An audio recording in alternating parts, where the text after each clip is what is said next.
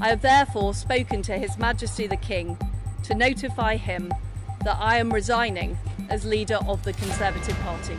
Britain की PM Liz truss ने प्रधानमंत्री पद से इस्तीफा दे दिया है। उनका कार्यकाल सिर्फ 45 दिन का रहा। लंबे समय से कयास लग रहे थे कि उनका इस्तीफा होने वाला है। अब वो फैसला ले लिया गया है। इस्तीफे के बाद लिज ट्रस ने अपनी तरफ से प्रतिक्रिया दे दी है। उन्होंने कहा कि वर्तमान स्थिति को देखते हुए मुझे लगता है कि मैं उन वादों को पूरा नहीं कर पाई जिनके लिए मैं लड़ी थी। मैंने जानकारी दे दी है कि अब प्रधानमंत्री पद से इस्तीफा दे रही हूँ। लिज ने इस बात पर भी जोर दिया कि वह जब पीएम बनी थी तब देश में आर्थिक स्थिरता नहीं थी। परिवारों को चिंता थी कि बिल कैसे जमा किया जाए। वह कहती हैं कि हमने टैक्स कम करने का सपना देखा था, मजबूत अर्थव्यवस्था की नींव डालने की कोशिश की थी, लेकिन मुझे लगता है कि वर्तमान में मैं डिलीवर नहीं कर सकती, इसलिए मैं इस्तीफा दे रही हूँ। जानकारी के लिए बता दें कि कंजर्वेटिव पार्टी के 530 सदस्यों के YouGov सर्वेक्षण में पाया गया था कि 55% सदस्य का मानना है कि लिज ट्रस को प्रधानमंत्री पद से इस्तीफा देना चाहिए। कुछ दूसरे सर्वे में भी संकेत दिए गए थे कि लिज ट्रस को अपने पद से इस्तीफा देना पड़ेगा। उनकी खुद की पार्टी ही उनके फैसलों से खफा चल रही थी। यहाँ ये जानना जरूरी है कि लिज ट्रस ने पीएम रहते हुए हाल ही में संसद में मिनी बजट पेश किया था। इस बजट में उन्होंने टैक्स बढ़ोतरी और महंगाई पर रोक लगाने वाले कदम उठाए थे, लेकिन जल्द ही इन फैसलों को सरकार ने वापस ले लिया। चुनाव प्रचार के दौरान भी उनका ये बड़ा वादा था कि टैक्स कटौती की जाएगी, लेकिन उन्होंने अपनी उसी फैसले को वापस ले लिया, जिस वजह से पार्टी के अंदर ही कई लोग नाराज हो गए और ट्रस पर इस्तीफा देने का दबाव बढ़ गया। अब क्योंकि लिज ट्रस ने अपने पद से इस्तीफा दे दिया है, ब्रिटेन की राजनीति में अगला कदम क्या रहेगा इस पर सभी की नजर है।